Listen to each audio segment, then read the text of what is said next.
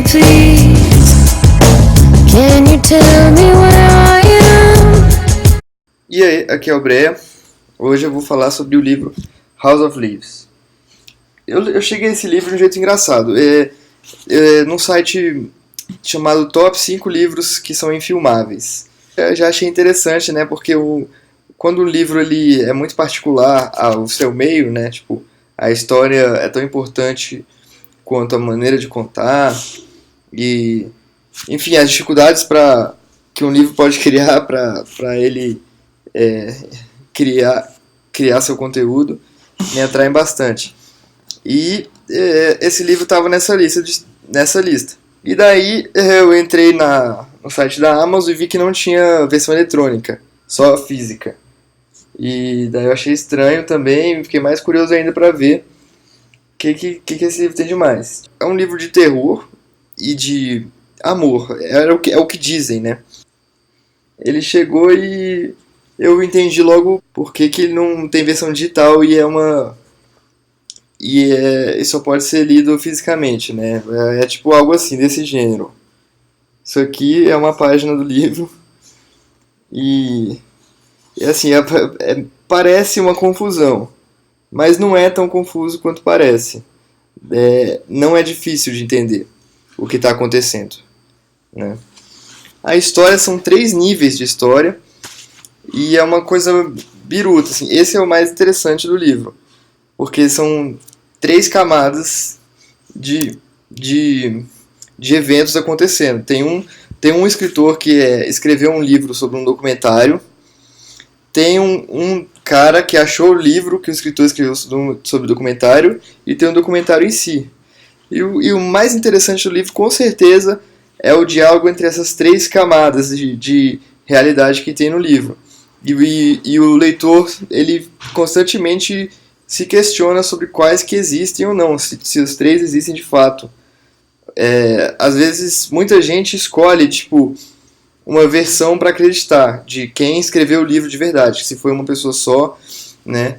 E porque é muito questionável que as 3 coisas existam de fato, né? Tanto o escritor do documentário, o documentário e o comentarista. Eu achei a ideia interessante do livro, mas ao ser aplicada não ficou muito legal, assim. Tipo, não ficou tão divertido, né? Talvez para pessoas que não conhecem muito, assim, de tipo filosofia francesa, esses caras meio complicados, assim, talvez seja interessante e abra os horizontes um pouco. No geral, talvez não surpreenda o leitor essa questão das diversas camadas de realidade e a ambiguidade da existência delas. A questão do terror é moderada para leve, assim. Tem partes de terror legais, mas se você quer ler esse livro porque ele é um livro de terror, não vá procurar outro, porque são muito poucas as partes no meio de tanta coisa escrita, de tanto texto, né? Uma boa parte do texto, o grosso do livro, é dividido em 2 tipos de texto, né? O escritor sobre o documentário, ele escreve de maneira como se fosse um acadêmico, ele bota citações de intelectuais, cita vários livros que existem e outros que não existem. Ele comenta trechos de livros de filósofos. Ele usa um academês que fica bastante exaustivo em várias partes. Não é tão divertido assim e quebra a narrativa várias vezes, e eu achei desgastante em muitas horas. E o outro grosso do texto é do comentarista do livro, né? Um comentarista desse escritor que escreve do documentário. E esse comentarista é um drogado, é um doidão. Ele tem... ele que é a parte das histórias de amor do livro, porque ele se relaciona com várias mulheres e ele escreve sobre o que ele pensa das mulheres. Ele escreve de um jeito meio ruim de ler, porque ele escreve mal, ele é doidão, ele é um drogado, então ele não... Ele tem um vocabulário ampliado, amplo, porém ele usa muita vírgula, pouco ponto, e ele não... É meio chato de ler, é indigesto, né? Mais do que o Academês até. Então, no geral do livro, tem partes interessantes, talvez eu diria que 20 a 30% do livro eu achei interessante e legal. O resto é mais ou menos.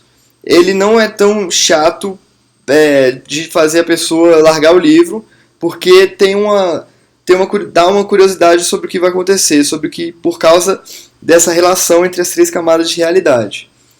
Mas o grosso tem muita coisa que não entusiasma. Então eu daria nota de 6 a 7 para esse livro, né? Se você não tem muito contato, não teve contato nenhum, quer dizer, com o que é a proposta do que eles chamam de pós-estruturalismo francês, que são filósofos Derrida, Roland Barthes, Deleuze um pouco, o que chamam de semiótica, talvez esse livro vá surpreender, porque ele joga com a questão do significado e como o significado das coisas flui tanto pela linguagem quanto pelos corpos, nossos corpos e nossas consciências e inconsciências, né? Porque às vezes a gente pode achar que tudo tem sentidos congelados, sólidos, digamos assim, mas uma coisa pode significar X para uma pessoa e Y para outra. Não, tem muitas representações possíveis para um objeto. Essa é a questão. E esse livro ele amplia essa ideia de forma bastante interessante. E, bom, a música que tocou no início desse vídeo, vai tocar no final, ela é da irmã do escritor, chama Paul. A música é Haunted, e é interessante que tem referências à irmã dele no livro. O cara joga com metalinguagem, metaficção, ele tem essa relação bem, bem pesada no livro. O álbum da irmã dele foi até feito para o livro. Mas é isso aí.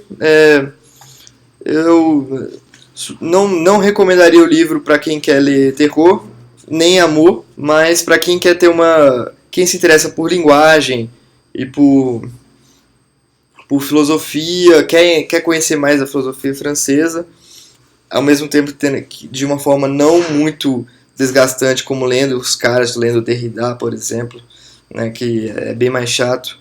Esse livro é interessante, vale a pena. É isso, valeu.